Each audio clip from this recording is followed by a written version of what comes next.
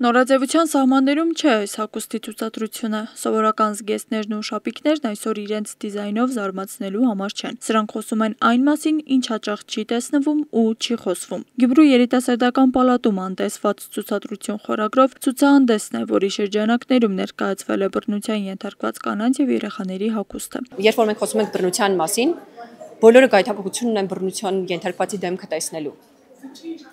Բայց քանի որ մենք չունենք բավարար գրագիտություն եւ այնպիսի հասարակություն, որը կարող է պատշաճ կերպով վերաբերվել բռնության ենթարկվածին, մենք փորձեցինք մաքսիմալ մոտեցնել այդ պատմության հերոսին, հասարակությանը, ցույց տալով գոնե առնվազն հագուստի միջոցով, որ այդ մարդիկ իրական են, շոշափելի են, այդ պատմությունները մտածածին չեն։ Գյումրու երիտասարդական պալատը 2024 թվականից հանդիսանում է Շիրակի մարզի դատախազության անչափահասների շրջանում իրավախախտումները կանխարգելելու, դրանք ծնող պատճառներն ու կատարմանը նպաստող պայմանները վերացնելու նպատակով իրականացվող միջոցառումների ծրագրի մասնակից կազմակերպություն։ Ի կատարումը նշված ծրագրի նախատեսվել է այս ցուցահանդեսը, որն իհարկե անանուն է եւ կտևի 1 շաբաթ։ Երբ որ կա բարձրաձայնելու մեծ խնդիր, որպեսզի չկրկնվեն նմանատիպ պատմությունները, բայց մյուս կողմից էլ կա նաև պաշտպանվելու, տվյալ բռնության ենթարկված անձին պաշտպանելու եւ չթիրախավորելու խնդիր։ Սա շատ բարդ հանգույց է, որի մեջտեղում գտնվում է նմանատիպ կազմակերպություններ, ինչպիսիք մենք են։ Գյումրու երիտասարդական պալատ հողական գտնվելով Շիրակի մարզի դատախազության սույն ծրագրում առաջին իսկ տարին սերտ համագործակցություն ապահովվեց, դա լիներ հեռախոսազանգերի տեսքով, լիներ գրագրության տեսքով եւ շատ արագ ըմբռնեց, ընկալեց, թե ինչումն է խնդիրը, ինչումն է նպատակը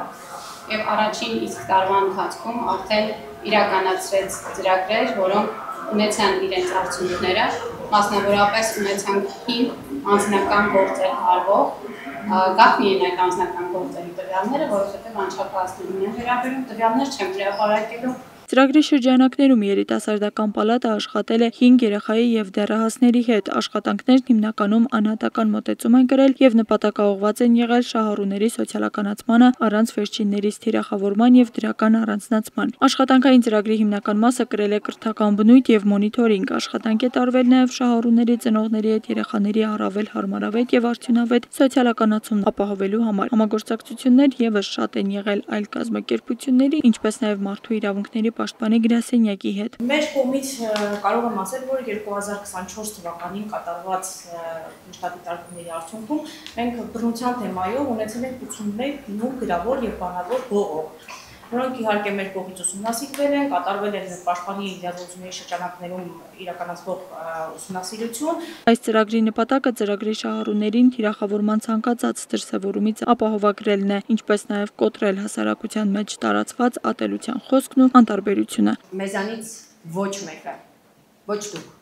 ոչ ես, ոչ մեկս երաշխավորված չենք դառնալու 16-րդ պատմությունը։ Ու դրա համար խնդրում եմ, որպեսզի յուրաքանչյուրս ամուր բռնենք իրար ձեռք եւ կարողանանք միասին պայքարել արատավոր երևույթների դեմ։ Աստղիկ Խաչատրյան, Խանով Անիսյան, այսօր։